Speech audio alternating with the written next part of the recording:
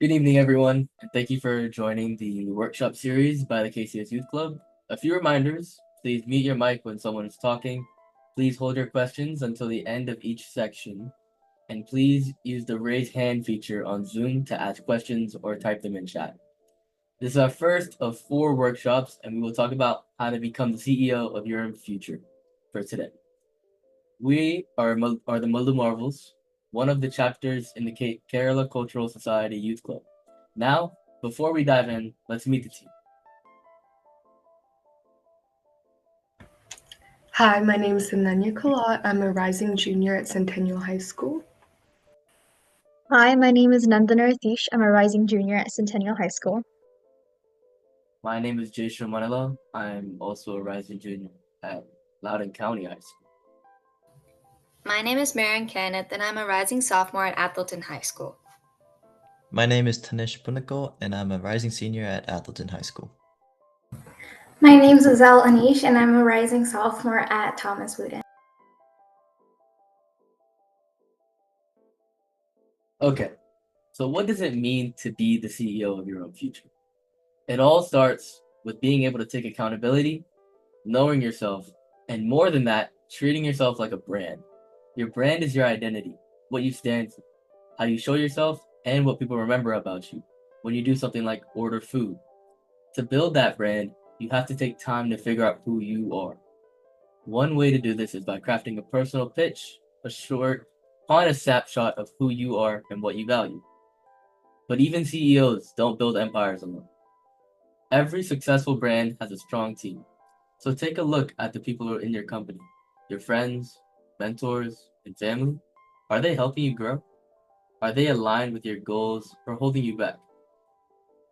Being your own CEO means making tough calls, even about who stays on your team.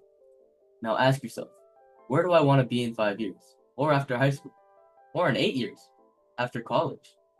What does success look like for you? The clearer your vision, the easier it becomes to take the right steps. Finally, keep going. Even when your back is against the wall, when things are not as well as you thought, really try and take a deep breath and move forward. Think hard about how to turn shortcomings into future opportunities and know how to evaluate if you're happy where you are. Because if you do all of this, you will be in control of your life and become the CEO of your future. All right, now let's move on to our learning objectives. Today, the six of us will talk about how clubs, honor societies, resume building, time management, sports, friends, peer pressure, and networking all helped us to be on the pathway of becoming the CEOs of our own future. Okay, first up, we have clubs. I apologize if there's any background noise. How do clubs enhance your personal brand? Through project-based clubs like robotics and Model UN, you can learn effective critical thinking and problem-solving skills. Dedication to certain clubs can also promote your values that add to your personal brand. For example, being the president of Green Club could be a reflection to your commitment to the environment and sustainability. On a personal level, for me, joining Model United Nations has helped me improve my leadership, public speaking skills, and spontaneity aspects of my personal brand. So many high schools have over 200 clubs. How do you choose? Well, there are three main categories: career-oriented interests, community service, and fun. For career-oriented interests, these help you show your college applications that you have prior experience in a field that you want to pursue. But it's also great to see if you're actually interested in the field before you pursue it. For example, within Mallu Marvels, Tanishq does FPLA, which is business-oriented. Ananya does HOSA, which is medicine-oriented. Mock Trial is law-oriented, and I do Model United Nations, which is international relations-oriented. So if you have any questions about those clubs, please feel free to ask us. Then there's community service. So community service is great if you need SSL hours, which is service learning hours. And it's also great if you just want to give back to your community. And examples of those are Red Cross, Green Club, UNICEF, and Key Club. Then there's fun. So fun is just great if you want to dive deeper into your passions. And examples of that are Just Dance, Ultimate Frisbee, Rubik's Cube, and robotics. And I also want to quickly mention that Ananya and I both do Red Cross, so if you have any questions about that, you guys can ask us as well. Does anybody in the meeting have any particular club that they're involved in, or if they're involved in any of the clubs I mentioned so far that they would like to share about their experiences or their favorite memories? You could raise your hand with the raise hand feature. If there's anybody that would like to share. Otherwise, we can move on. Okay, maybe we can share at the end. Moving on. So here are some tips that will make you have your club experiences be better. So first, start early. Joining freshman or sophomore year will help you build relationships with your club members and your sponsors. And if you're not in high school yet, sponsors are essentially teachers who are in charge of your club. And by having that foundation earlier on, you can get leadership positions by junior or senior year, which do look good on college applications. Next, join clubs in both middle and high school. I know, though limited, there are clubs that are offered at your middle school, like speech and debate or Model UN, and joining in middle school can give you the opportunity to have a quick introduction to the club and see if you really like it before joining it in high school. It's great for networking as well, which Danish will touch on a little later. And there are many clubs outside of school. So robotics is not often provided at school, so you may have to join teams outside. And Kerala Culture Society, KCS, is also considered a club that we are all in outside of school. But most importantly, after talking about clubs for this long, how do you join? So first, look out on the first week of school for interest meetings. This is one of the best ways to go, even if you don't want to commit to the club yet, join the meeting and see what it's like. And make sure you attend as many of these interest meetings as possible, because it's better to know about the club and then maybe not join later than not go at all. And another great way to get into clubs is club fairs. And these happen typically at the start of the year or before the school year starts. And they're essentially in the media center or the gym. And it's a lot of trifolds with people from each club typically standing in front of them. And you get to learn, ask them questions, and eventually give your contact information so that you can be in contact with them throughout the school year. Now I'm going to provide a quick example. So I'm in Model United Nations, and basically what it is that we simulate a General Assembly gathering, and delegates, so various students, represent various nations to solve a problem at hand. So for example, if you know about current events, Tuvalu is experiencing a lot of environmental problems with the rising seawater levels. So at a conference, Tuvalu would probably be very environment oriented, but maybe Kuwait, who is very whose industry relies on oil, may focus less on the environmental aspect. So like that difference in perspective is something I've definitely learned through Model United Nations. And we get to go to many local conferences, but the fun ones are the multi-day conferences. So on the top left is a picture from University of Maryland's Model UN conference last year in 2023, or the 2023 conference. And then my personal favorites are the overnight conferences, NIMUN, which is the North American Invitational. We get to hang out in DC, and we get to eat out, visit museums in between the committee sessions. So that's a picture from a DC restaurant. And as I mentioned before, you learn so much about leadership and public speaking through a lot of these clubs, whether it's HOSA, FBLA, or Model United Nations. Moving on, we have honor societies. The actual definition of an honor society is a group that recognizes and celebrates students who've achieved high academic standing and demonstrated leadership and service. But what do high schoolers actually think about when it comes to honor societies? They think about a group where you're given service opportunities like tutoring or volunteering at an event, and you're given credits to help stay within the honor society. And examples of these could include in Trium. So Trium is basically choir, orchestra, and band. English, math, science, history, Spanish, and the big one, National Honor Society. You do have to apply separately for all of these, but just keep in mind that you join based off your interests, and it's totally up to you. Be on the lookout for announcements at the beginning of the year, just like clubs. They'll be like, this is when the application season's over. I know Trium, you can join as a freshman. English, you can join as a sophomore, but the rest depends on your, like math depends on your education level, and it varies. So just be on the lookout for information like that. And it's fun. You get a chord your senior year. To explain what chords are quickly, they're these string chords that certain clubs and honor societies give you. You may have seen that when people wear their cap and their gown during graduation, they have chords as well. So that's how you get them from honor societies. And it's a great experience. You get to, for Trium, you can either volunteer at a music concert, or for English, you're tutoring someone about their essay. Just shows dedication to a subject you're passionate about. Now, before we move on, does anyone have any questions about these clubs or honor societies? Now that we've covered a lot, please raise your hand in the Zoom or put it in the chat. Or I know we have a couple of college students present, so they can answer questions about their experiences with clubs and how it actually helped them with the college process. It's rare you get to talk to people who've gone through this, especially in like the Maryland, Virginia area. So if you have any questions, now's the time. The chat or raising hand works too.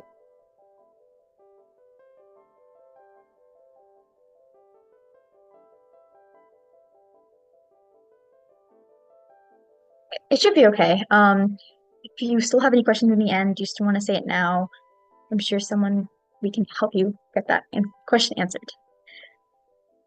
Okay, so now let's move on to how do we apply all of this to our real life? It's your resume. So what is a resume? When someone's reviewing your application, they see you through the words on your resume. And your resume tells you why they should consider you for the job, or it could be an internship or even a leadership position in a club. Now, it should be a one-page short document that summarizes your work. And it could be your volunteering experience or like your school educational experience, but generally skills and achievements. Now, Ananya will go deeper into what resumes entail. Okay, so let's talk about what elements make up a good resume. Number one, go back.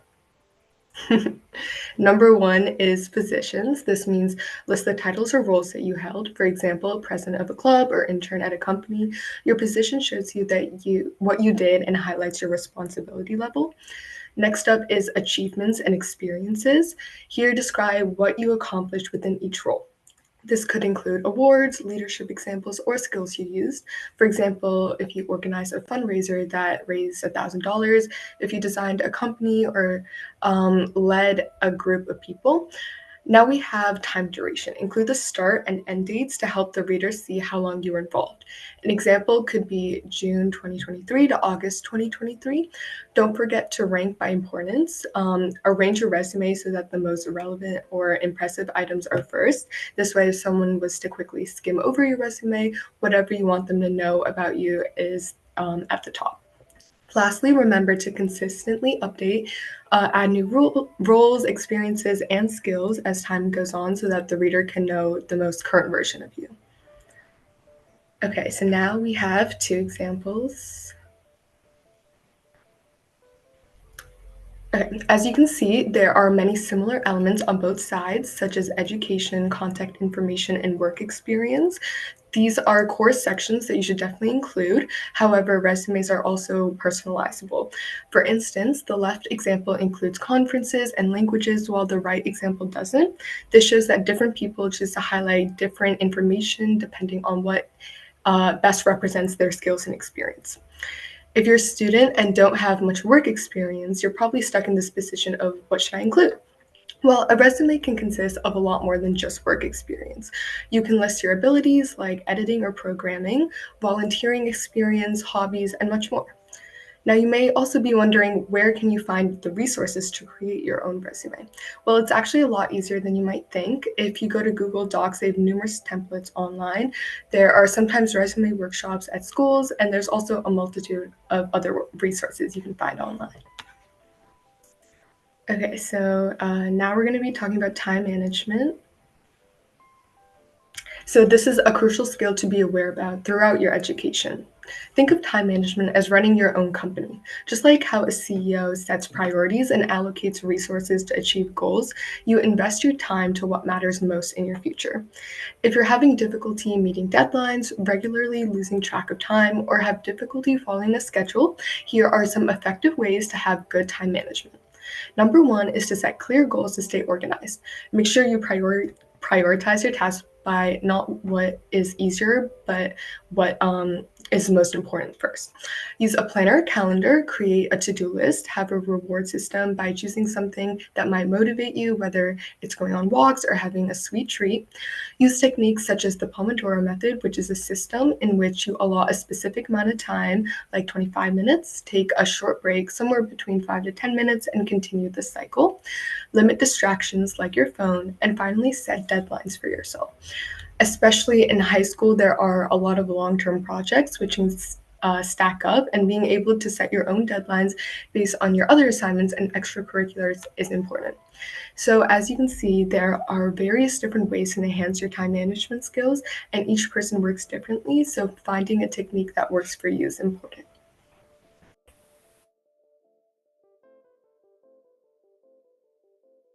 Okay, today I'm going to be talking about how sports can help you and how they help me become the future CEO that I could be, with 6 different impacts that sports had on myself. First is tryouts. Tryouts taught me to face my fears and understand my strengths. I can still remember my first ever tryout for football and tennis. As I lined up with anxiety, I couldn't move a muscle until I riled myself up and told myself all I had to do was push hard. And that's what CEOs do all the time. They take risks and adapt to their surroundings. Second is performing under pressure, as in being able to keep cool when everything is burning in a fire, whether it was about the last point in a game-winning set or giving a class presentation you drew up less than 24 hours ago on a FaceTime with your other group mates.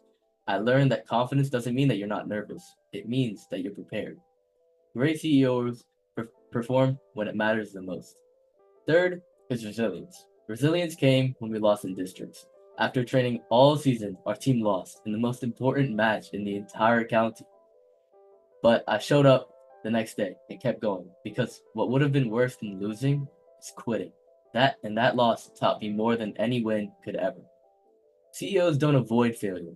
They learn and grow from it. Fourth is leadership. Leadership started for me when I just got out of my freshman year, in the weight room. You needed to have the energy to fight and come back. And because we had just lost in districts, no one had it. Nobody wanted to work, so I had to take control. My rising sophomore self, in a room full of rising juniors and seniors who have been playing the sport the entire high school career, I had to take control. CEOs don't wait for permission. They step up and seize the opportunity when it arises. Fifth is teamwork. Teamwork is more than just passing the ball. It's about communication, support, and trust. In school projects and real jobs, people want to work with those who can collaborate, not compete with one another. Even though teamwork was needed in tennis, the bond that I have with my teammates in football is as if they're my brothers and people whom I can truly rely on. CEOs understand that success is shared. They know it's going to be easier if you do it with a team, and they know how to bring the best out in others. And finally, is discipline. Discipline is built in silence, whether it's about showing up early to practice, finishing your homework in a proper time frame, or choosing to do the hard thing instead of the easy one. I learned that success doesn't come from outbursts of motivation. It comes from having consistent habits and honing those habits and skills every day. These 6 impacts help me become the CEO of my future, and I think that they'll help you too. If you guys have any questions about how to join sports or anything like that, go ahead, raise your hand or type it in chat.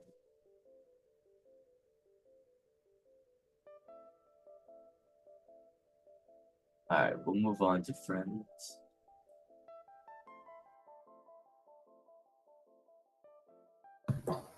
So friends are something we're constantly making in life, and it is a skill we need to learn to build great bonds and relationships. My friends often change who you are, and that's what happened when I graduated elementary school and I moved to middle school. When I moved to middle school, I first found myself in a toxic friend group. However, as time passed, the more we talked and the more we bonded and the more memories we made, we changed, and the friend group did change, and we learned how to make a safe and comforting space. This transformation not only changed us as people, but it also changed our relationships with new people, and we learned how to make different connections with different fun facts we knew from each other. Today, in this part of the workshop, I'll take you through the process of identifying a toxic friend, understanding the importance of a good friendship and why it's needed, and how to maintain a healthy friendship. You might be wondering why friends are a part of this workshop, as you might not be aware of the impact friends can have on your mental health or the amount of brain space an overwhelming friendship can occupy. However, there are numerous positive aspects of a friendship, such as being able to combat loneliness and being able to talk to someone. It also encourages healthy behaviors like going out and taking a walk with your friends during school to release some stress. Friendships also introduce a new perspective that might contradict yours, but the outcome can revolutionize your thinking and the ideas you form, providing a fresh outlook on friendships and mental health. For me, that was when my friend told me it's okay to stutter on words you don't understand or the new words you're learning, because it's important in life to make mistakes so you learn from them. Now, let me first address what a toxic friendship might look like. As you see on the slide, there are numerous reasons why, numerous examples of toxic friendship, and any one of these characteristics can be toxic and can hurt your mental health. Let me pick one characteristic, which is like a one-sided or temporary friendship, which is often seen. This means it's someone's pushing you away to go talk to their other friends, or you're the only one who's putting effort in that friendship. That means they're not a loyal friend, and they aren't looking out for you, and they aren't helping you grow in that friendship and make new connections. A real friend would try to help you encourage you for new connections and be supportive and talking to different people. Can we move to the next slide, please? Okay, so let me tell you how to avoid toxic friendships and how to maintain a good friendship. The best thing I learned in middle school was IB learner profile traits. IB learner profile traits are something the IB curriculum, which is the International Baccalaureate curriculum, tries to teach and create these characteristics in students. So there are 10 characteristics, and I'm going to be talking about 8 of them. And there are 2 other important aspects in a friendship to maintain a good friendship, which is growth and time, which I'll be talking about in the end. So first, I want to talk about communicating. And communicating, being knowledgeable about your friends, being open-minded, and being an inquirer. This means you're making sure that your friend is supported by you, and you're constantly asking questions about them, and they're asking questions about you, and you're knowledgeable about the friendship, and you're knowledgeable about them, showing that you're caring. The other 4 I want to talk about is principled and thinker and balanced. Being balanced in your friendship is that you can handle different situations and different obstacles like conflicts that you might face, and you're not gonna let those conflicts take over your day. Being a thinker in your friendship is when you're knowledgeable about that friend and you understand what's going on with them, you see them in a situation, you're a quick thinker and you quickly help them leave that situation. And being principled means that you're supporting your friends in troubled times, like when they're feeling upset or when they're being interrogated by another friend of yours, and supporting them. The last 2 are growth and time. In your friendship, you should aim to spend time with each other and learn about each other and make memories, or else that friendship is not going to last, and you're supposed to grow in your friendship. This means developing new skills, learning different things with each other, or spending time in general, and learning stuff from each other. I'm going to leave you with 2 tips on how to make friends if you really need them. My first one is being approachable, keep a smile on your face and start conversations. If they don't want to talk to you, it's okay. You can move on and talk to the next person.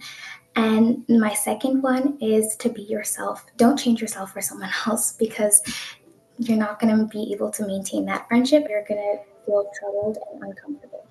Thank you so much. Are there any questions? If there are, please leave them in the chat.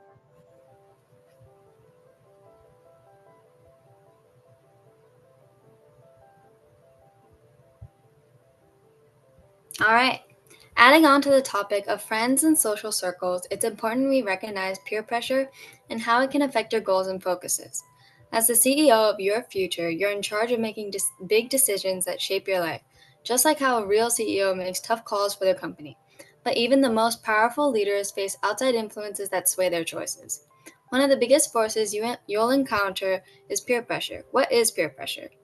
Peer pressure is the influence coming from people your age or people in your society/community to act a certain way or perform certain tasks. Peer pressure doesn't always have to be negative, though. It can be positive as well. An example could be your siblings' expectations of you doing well in school, or it could be a new club or after school activity that you signed up for just because your friends wanted you to. Peer pressure can push you to do better and grow as a person, but it can also be toxic if used in the wrong way. An example could be your friends nagging you to skip class and activities or not focus on school because it just doesn't matter. Regardless of what kind of peer pressure it is, it's important to recognize the influences in your life because it shapes your decisions and daily habits. It affects your self-esteem and goals, and it happens all throughout your life, both in school and after. So how do we handle peer pressure while staying in charge of our future? As the CEO of your life, the first thing you need is a clear mission and vision. That means knowing your values. When you're clear on what matters most to you, whether it's your education, your career goals, or your personal growth, it's easier to recognize when something doesn't align with your purpose and confidently say no. Second, just like any great leader, you need to learn how to communicate your decisions. That means practicing how to say no in a respectful and confident way. Try phrases like "I'm not into that" or "thanks, but I'm okay." You can also create distractions or have exit strategies, which are tools every successful leader keeps in their back pocket. Remember, confidence grows with practice. And lastly, every CEO needs the right team. Choose your people wisely. Surround yourself with friends and peers who support your vision, respect your boundaries, and push you to grow, not pull you off track. The people around you should lift you up, but not pressure you into things that don't serve your future. Always remember, don't be afraid to ask for help if you feel pressured. At the end of the day, being the CEO of your future means making strong decisions, protecting your path, and building a support system that helps you stay true to your goals, no matter the pressure. To conclude, does anyone have any other questions about peer pressure? Please remember to use the raise hand feature on Zoom or ask away in the chat.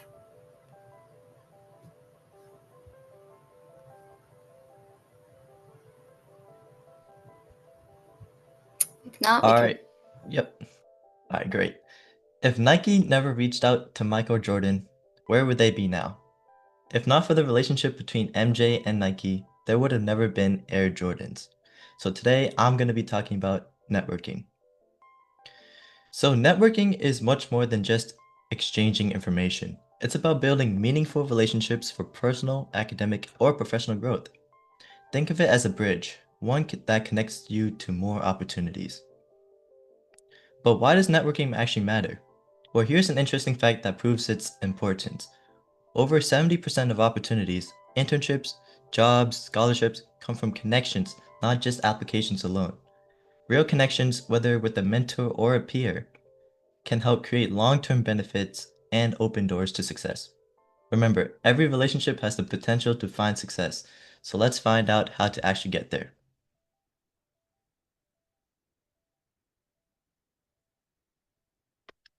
So how do we actually build a network? Well, the first part is joining. Networking begins by being involved. The simple fact is, the more circles you're in, the more people you meet. To do this, consider joining clubs, honor societies, sports, orchestra, band, dance, or any team. Also, aim to participate in community events, both cultural and professional, that you can find all around you. Remember, when you're at these events, really participate instead of just attending it. Avoid distractions. For example, if you're on your phone a lot, and I personally fall victim to this sometimes, put away your phone and instead pay attention to the details that go on around you. That's how you really notice what goes on around these events. And speaking of putting away your phone, there are fortunately ways to network through your phone when you're not at these kind of events. For instance, using social media apps like LinkedIn and Instagram wisely can be very valuable tools for networking. Again, like Jay mentioned at the beginning of the meeting, it's important to know and spread your own brand. Use the tools around you to build a professional presence, especially in apps like LinkedIn. Next step is sticking. How do we make these connections last over time? When meeting new people, and if an opportunity presents itself, having a short personal pitch ready can make all the difference. A short personal pitch should explain who you are and what you care about. Remember, be authentic to yourself. Be sure to show up consistently and follow up with thoughtful questions when meeting with anyone like a mentor or a teacher. This not only builds up trust, but also helps display your interest. Finally, this last point you may already be doing and might be the most helpful, and it's to remain open to new experiences. Seize every opportunity to help another person. This broad approach won't just enrich your life, but also it'll help you build a better network because you never know how far a favor can really go. So go out of your comfort zone and take that risk to make new connections, hoping for the best. Because if you do that, you may land on a connection as valuable as Michael Jordan himself. All right, so does anyone have any questions about networking? Please remember to use the raise hand feature on Zoom or ask away in the chat about networking. If not, we can move on.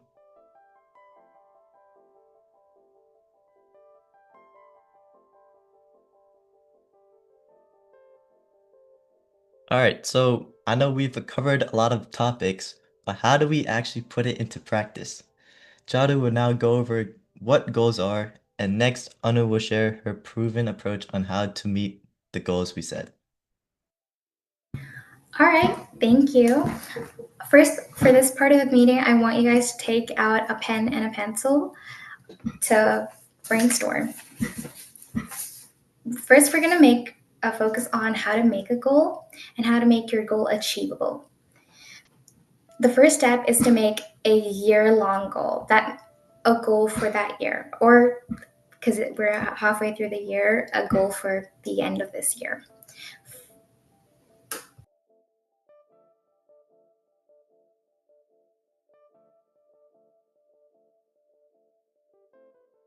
Does everyone have a pencil and a pen out?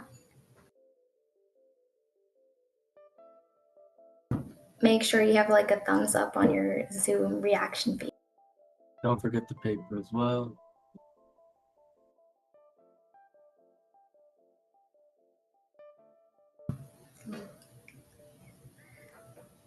Looks good. Okay, so make sure you have a very well achievable goal. You're gonna make a SMART goal. A SMART goal. Can you please change your slide? So there's the full form of the acronym. SMART is an acronym for specific, measurable, achievable, relevant, and time-bound goal. This means you want to make a goal that doesn't just say what you want to achieve. You want to also write a challenge for that goal, or a challenge for that goal, or how you're going to achieve it. So my example for this is, at the end of this year, I want to run a full marathon. So to make that goal achievable, you made it time bound by saying by the end of this year, and you're now going to try to organize it in your schedule. First, you want to make sure that anything that might interfere with that goal is out of the way. So think of if you have any extracurriculars.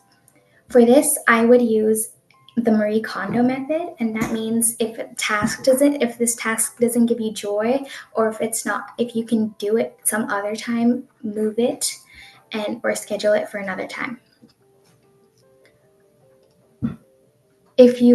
So let's put that goal in your month. You want to make that goal to fit at the end of your month, and for that the goal for the end of your month to be related and relevant to your overall goal. So this could be, I want to run a half marathon at the end of the month every time, and try to increase my stamina and speed. Meaning during the week, I'm going to attempt to run 5 kilometers in the morning or after work. If you feel like you might lose track or not achieve the goal, maybe downsize the goal. For example, instead of making the goal, I want to run a full marathon. By the end of the year, I want to run 21 kilometers at the end of the year, and maybe write a fixed amount of time you want to run in. Like, I want to run the 21 kilometer in 3 hours, or to give you that extra challenge. Or if you don't want to downsize your goal, try reflecting and rescheduling that goal with weekly check-ins with yourself to see if you're still achieving that goal or you need to make some changes in your schedule. Thank you, and I'm going to hand it off to Anu. Before we move on, does anyone have Yeah. any stuff? I mean, any goals that they want to share or anything like that?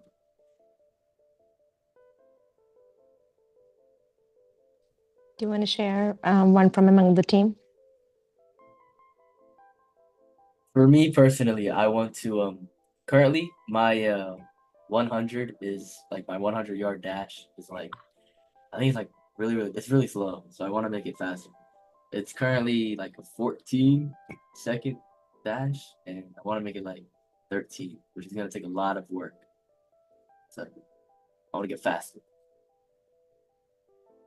Finish, Manu.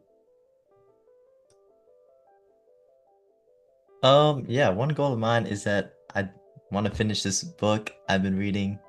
It's a pretty long book. So I just set a goal. I made sure it's specific, measurable, achievable, relevant, time-bound. So basically, I'm gonna be reading, well, on the paper right here, it says 10 pages per day. Yeah, and I hope you guys will hold me accountable to that too. So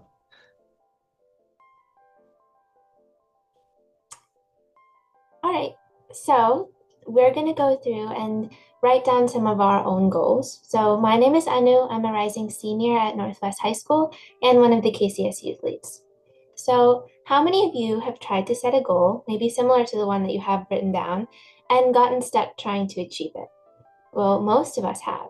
Over the past few years, as I juggled high school and all of my other clubs like student government, KCS, and more, I've learned how hard it is to stay on top of all these responsibilities.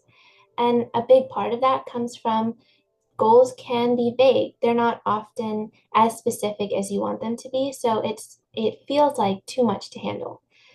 What I found is that the key to setting those goals and keeping up with them is to find your method for success, a way to organize your tasks to help them get done with the right time management. So if we can move the slide.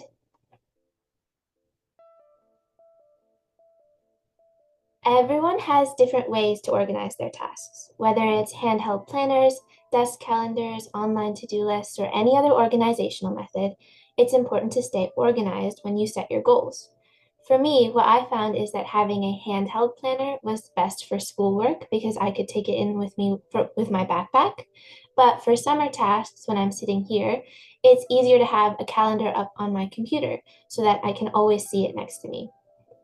So the method that I'm going to show you is one that's worked best for me over the last 3 years of high school, but it's important to note that everybody has a different way of keeping up with their own time management, setting their goals and finding a way to keep them.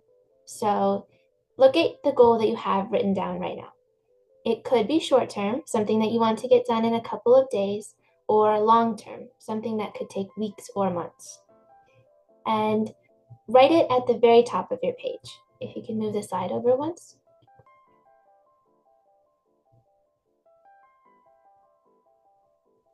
Next slide.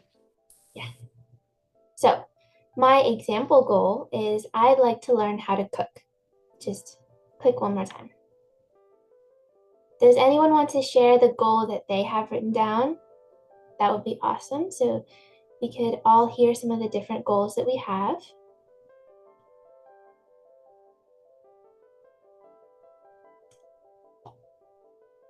That's okay.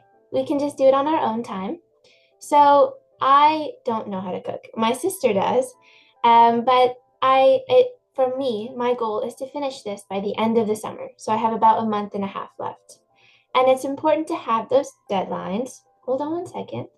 To have those deadlines so that we have something to keep us accountable. I think Charu mentioned this before, but it's important that our goals have a timeline. So, starting today, how long do you have to achieve your goal, the one that you have written down? If you know already, that's perfect. Just write it down right underneath. And if you don't, that's okay. Maybe set a couple of options. I'd like to get it done in the next week, or maybe in the next 2 weeks. Either way, just make sure that you have something written down. All right, so now this next step is the most important for me. When I see something like learn how to cook, it feels kind of vague. I want to learn how to cook, but how do I split that up into tasks that I find manageable? For my goal, I broke it up into very manageable pieces. I'm doing an internship this summer and I'm also doing KCS youth work. So I need to make sure that I still have the time to reach this goal and keep up with my other responsibilities. So my tasks were to find 2 recipes that I can make with the ingredients I have at home, watch a video on how to make each one, try cooking them, but also making sure that I write down the mistakes that I've made so I can keep learning. So add some steps to your goal. I'll give you a couple minutes for this one because it's a little bit hard, but they don't have to be all of the goals. Maybe I try cooking recipe 2 and it hasn't gotten me to the end of the summer yet, and maybe I haven't learned how to cook properly yet. This is just a starting point so that we get rolling, and then as we keep going, we can add more goals or more benchmarks. So take a second, maybe it's just 2 or 3 little tasks, but write them down underneath your goal.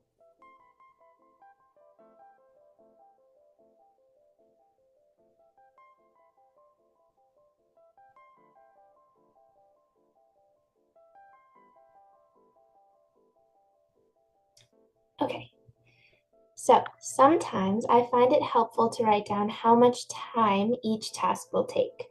That makes it a lot easier for me to organize my calendar around it. Say on Thursday, I have orchestra rehearsal and I won't have that much time. Well, maybe I can do a task that will only take 5 to 15 minutes. Or on Sunday afternoons, I never really have anything planned. So those are the days that I can do a larger thing, like try cooking a full recipe that could take 50 minutes or even an hour. So once I have those time limits in mind, and go ahead and write those down next to each of your tasks, and they can be just sort of vague, something, it doesn't have to be too exact. A guideline for how long you think it would take. All right, and then I'll add each of those tasks to a calendar. You can go to the next slide now. Oh, one thing I forgot to mention. After I finish each of my tasks, I like to put a little green check mark next to them. I have a green pen that I carry with me everywhere, and it really helps for me to see all of those little green check marks on my planners or calendars. It helps me feel like I've made progress so that when I look down at all of the tasks that I've accomplished, I feel a little bit closer to my goal. It doesn't have to be green check marks for you, but find a way to feel proud of completing each one of your tasks so you have motivation to keep going. A lot of times we set our goals and stop halfway because we feel like it's taking too long to reach them. So make sure that you have something to keep you on track. Now we can move on. So according to the timings that I've put on my planner, I'm going to add a date to each of my tasks. So if you have a calendar, add those dates, just broader dates, to your calendar. You can click once. Yep, and there it is. On weekends, maybe I have more time than I do on Thursdays when orchestra rehearsal is. So I keep that in mind when I put these tasks down. So here is a really important note. It's okay if you don't finish your tasks on these specific days. Let's say it's Tuesday the 15th and I have a terrible headache and I really just don't want to watch a video or do anything related to cooking. That's completely okay. I can push it to the next day or even 2 days from then and just adjust the rest of my calendar accordingly. As I mentioned before, this isn't going to get me until the end of the summer. It's just a starting point, and we're going to keep changing them as time goes on. So if you need to make any changes, don't freak out. It doesn't mean that you're not going to finish the goal. Just adjust everything else according to that. Now I'm going to set some benchmarks for myself. This means that on specific days, I'm going to think back. From July 10th, do I feel like I'm a little bit better at cooking than I was 2 weeks ago? If the answer is yes, then that means we're on the right track. The tasks that we've set for ourselves are good for making sure that that goal happens. But if the answer is no, that's okay too. All I have to do is adjust my planning. Maybe the small tasks that I set up aren't really working. Maybe I can try something new. For me, maybe watching a video isn't as helpful as buying a cookbook and reading those recipes. Or maybe I need to cook with somebody who knows how to cook, my mom or my little sister, somebody who has experience. If you click once, you can see the little benchmarks that I've put on there on the slide. So think about your goal. If your timeline is huge, let's say a year from now you want to get done, then maybe your benchmarks are by months. But if your timeline is short like mine or even shorter, something you want to get done in the next few days, maybe your benchmarks are between weeks or every day. Set a couple of benchmarks and maybe keep a reminder on your phone. Say, hey, do I feel like I've achieved my goal or gotten closer to it? Does anyone have any questions so far? Just pause. You can put them in the chat or raise your hand. All right.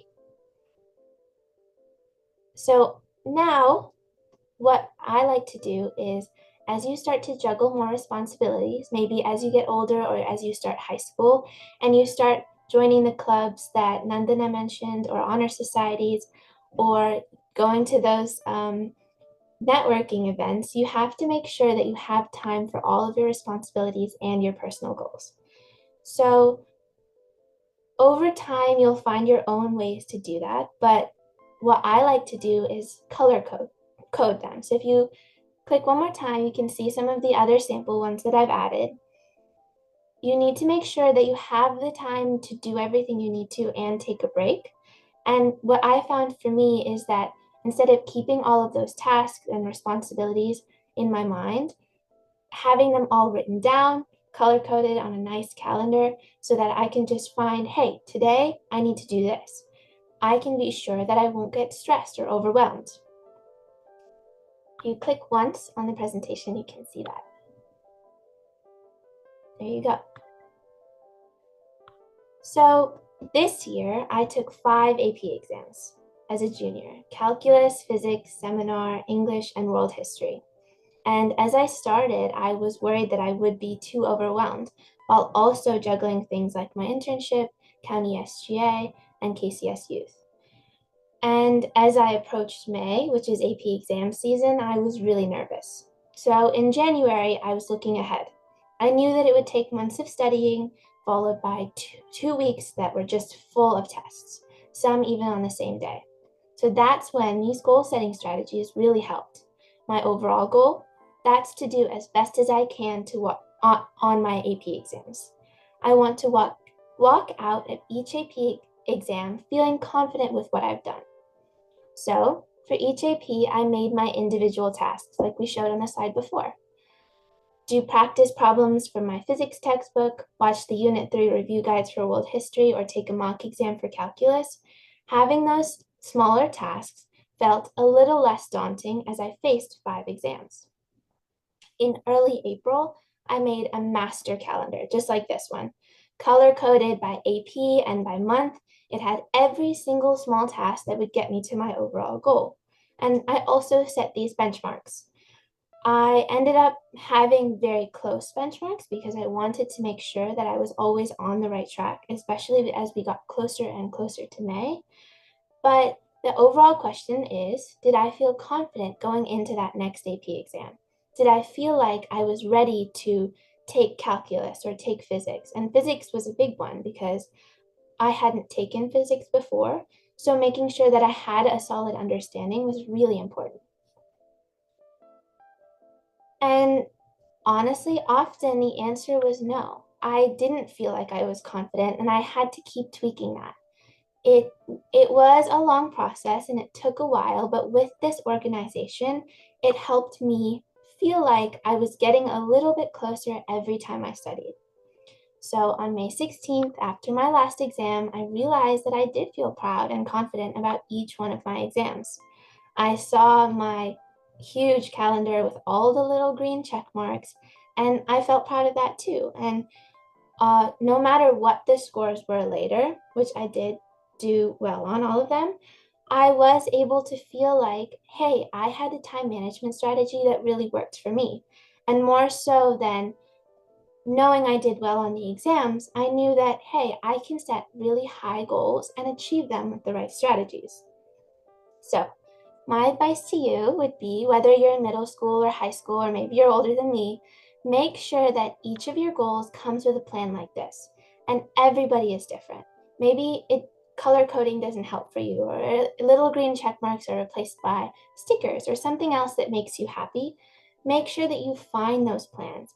And as long as it takes, just make sure that you have a time management schedule for each of the goals that you set.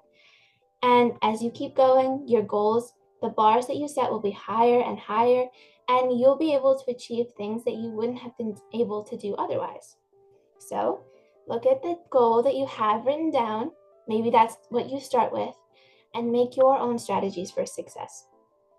Thank you for participating. Does anyone have any questions?